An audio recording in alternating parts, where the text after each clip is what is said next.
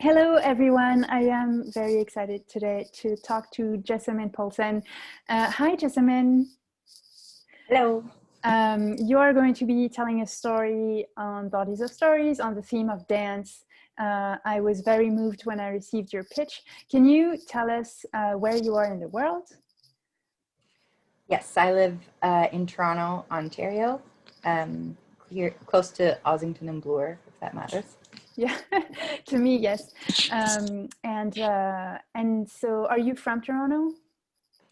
I grew up in Costa Rica, and I moved around a lot, but I moved to Toronto in 2015, and it took me a year or two, but now I love it here.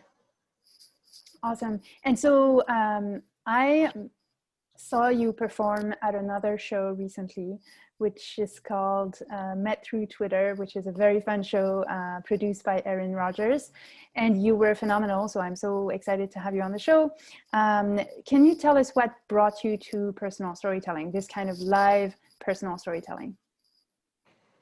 Um, I had heard, a couple episodes of The Moth here or there before. But really what brought me to it was Erin Rogers. I met her in the summer, and she was very enthusiastic and just like very excited about the art of storytelling. And I found that enthusiasm just like really inspiring and contagious. And I was also just really looking for a way to be creative and kind of reconnect with a creative practice. And I've always loved writing, so it was kind of a good fit. Cool. And how do you think does working on live storytelling help with your writing, or how do you see the two like working together? What I love about writing is that it is a practice of watching and being attentive, and catching little details and really being like as honest as you can be about things that are going on and how you are feeling and experiencing them.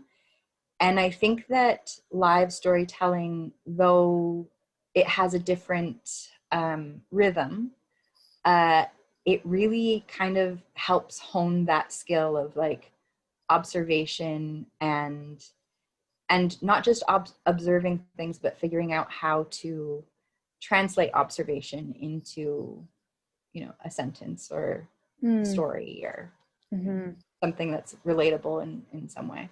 Yeah. Do you find it challenging or easy to like get into a conversational groove when you think of a story to tell, or? Um, I think that in some ways, like I had very little formal education as a young person, and I think in some ways that has been really a blessing in terms of writing, because I feel very free when I write. Like that is Yeah. I yeah and so switching forms, like I enjoy academic writing, but I also really enjoy storytelling. And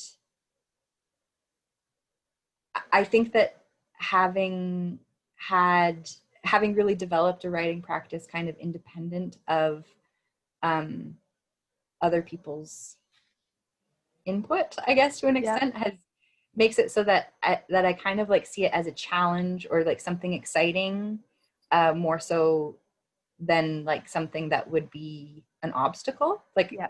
like a good kind of challenge. Yeah. Awesome.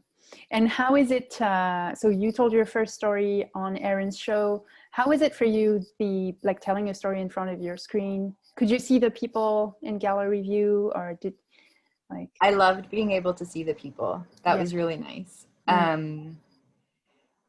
And I'm really curious about telling a story in person, like at a show. I think it would be really wonderful to like feel the energy of people.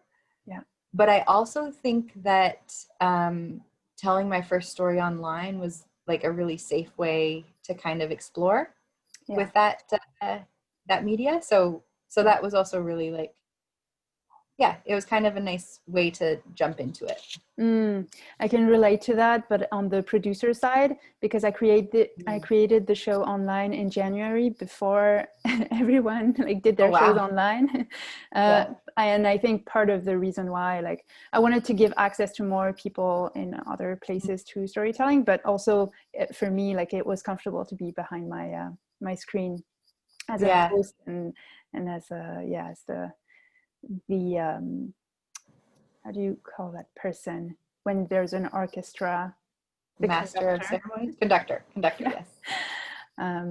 Yeah, cool. I think it's great that you are practicing from a safe place, and when we can go back to venues, it will be wonderful for you.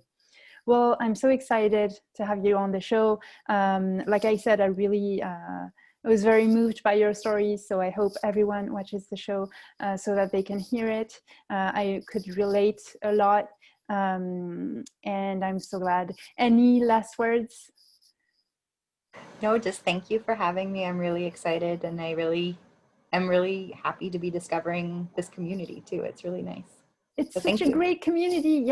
Everyone's welcome. Send your stories, tell stories, or just if it's not your thing, attend the shows, because there's something for everyone in them.